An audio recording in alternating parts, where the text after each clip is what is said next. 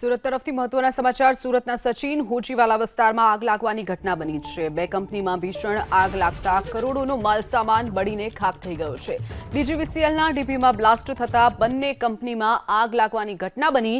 Parth plastic અને platinum international કાપડની કંપનીમાં આગ લાગવાની ઘટના બની છે। ધૂળેટી હોવાથી કંપનીમાં કોઈ હાજર ન હોવાથી મોટી જાનહાનિ ટળી છે।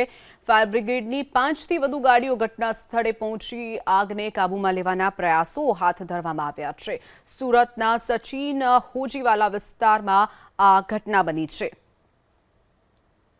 બે કંપનીમાં ભીષણ આગ લાગતા કરોડોનો માલસામાન બળીને ખાખ થઈ ગયો છે। ડીજીવીસીએલની જે ડીપી હતી તેમાં બ્લાસ્ટ થતા બંને કંપનીમાં આગ લાગી છે। આગ એટલી વિકરાળ છે, દૂર દૂર સુધી ધુમાડાના ગોટે ગોટા જોવા મળી રહ્યા છે। તો ફાયર બ્રિગેડની 5થી પણ વધુ ગાડીઓ ઘટના સ્થળે પહોંચી પાણીનો મારો ચલાવી અને આગ પર કાબૂ મેળવવાના પ્રયાસો શરૂ કરી દેવામાં આવ્યા છે।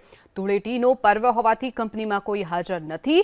પાર્થ પ્લાસ્ટિક અને પ્લેટિનમ કાપડની કંપનીમાં આગ લાગવાની ઘટના બની છે। તો ડીજીવીસીએલનું જે ડીપી હતું તેમાં બ્લાસ્ટ થયો અને આ સમગ્ર આગની જે ઘટના હતી તેણે વિકરાળ સ્વરૂપ ધારણ કરી લીધું। ડીપીમાં બ્લાસ્ટ થતાની સાથે જ બે કંપનીઓ આગની ચપેટમાં આવી ગઈ।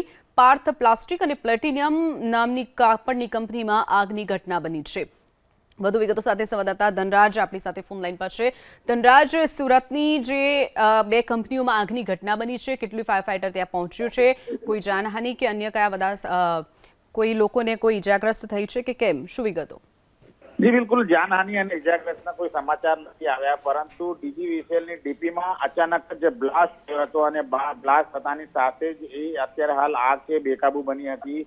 જે પ્રમાણે અત્યારે હાલ માહિતી મળી રહી છે, સુરતના સચિન હોજીવાલા વિસ્તારમાં આ ઘટના બનવા પામી છે। ત્યારે રોડ નંબર 17 પર આવેલી બે કંપનીમાં આગજનની ઘટના બની હતી। જોકે કરોડો રૂપિયાનો જે કાપડનો જથ્થો હતો એ ગોડાઉનમાં મૂકવામાં આવ્યો હતો, એ અત્યારે હાલ બળીને ખાખ થઈ રહ્યો છે।